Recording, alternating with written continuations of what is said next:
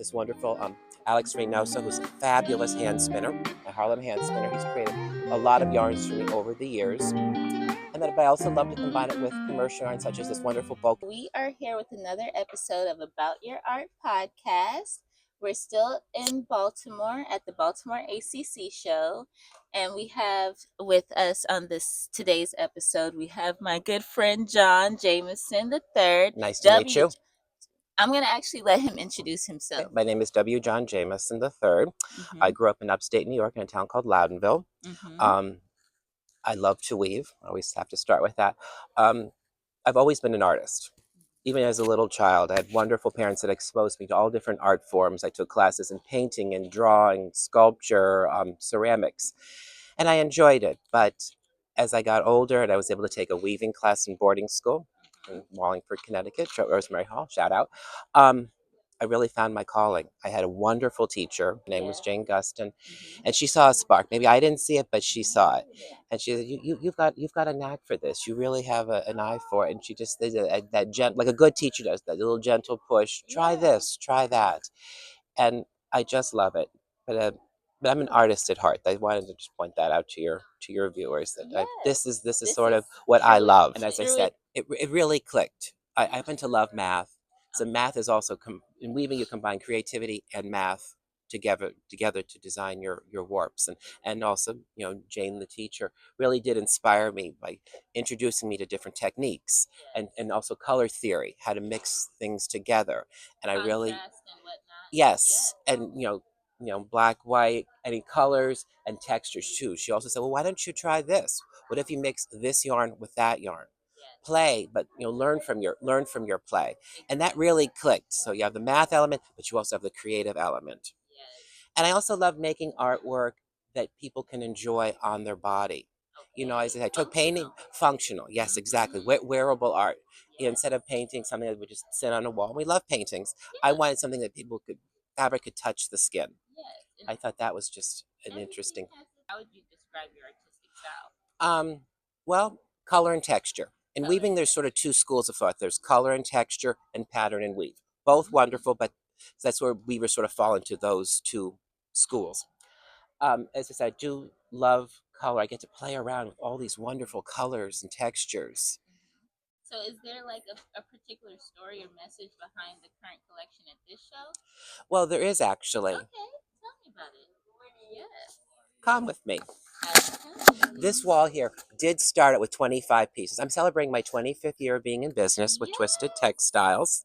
So I love this show. I've been doing this show since 2004. I wanted to create 25 really wonderful pieces that show off my style and my art. Now, this wall is a little thinner because my collectors did come yesterday. Yes, so now 25 is now 13. Oh, very good. So I'm very happy with that. It's been very well received, but there's still some wonderful pieces. And I do really think it actually does show my style.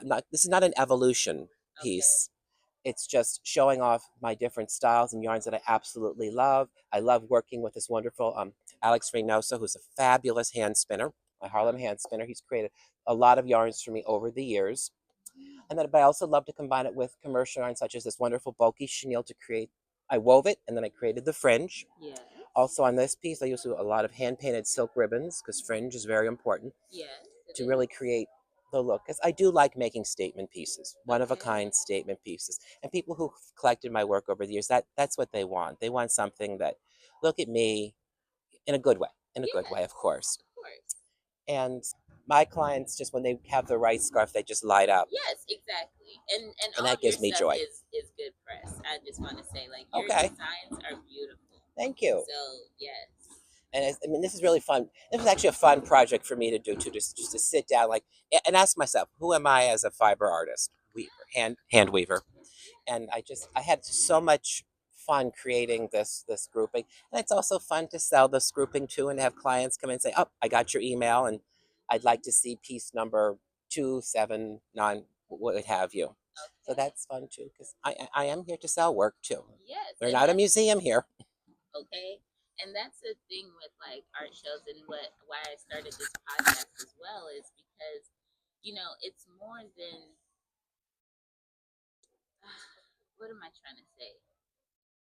this is a business. It is. It's where art meets commerce. Exactly. It's a marriage of two minds and two lives, and it just brings so much beauty to the world. But you have to in order to be an artist and do this, you have to make money. You do. And it's an alchemical thing, and it's a spiritual thing, even to even just come and be able to do this. And so that's why I wanted to bring people into this world so that they can see, even if they're not in Baltimore, they can see what it's like, and they can, shop your online business if they, just I just want artists to have more reach. Yes, You know. thank you. And We appreciate that.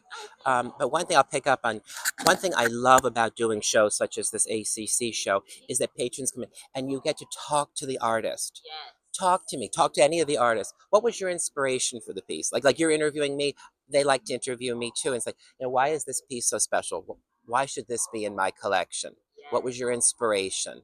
And I like people. I like to talk about my work. Most artists do, but you can't get that, say, from an online picture. Yes, you can buy the product, but come to a show. Talk to us artists. We're here for you. Yes, we're here to sell our work.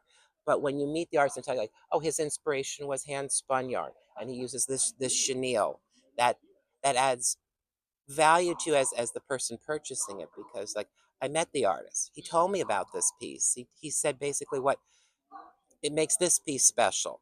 Exactly. And I enjoy educating, because the American Craft Council is a not-for-profit, really education. Yes. So that's what they want patrons to come and learn about weaving or glass making or I what I have you. actually learned how to hand spin yarn at one of the first ACC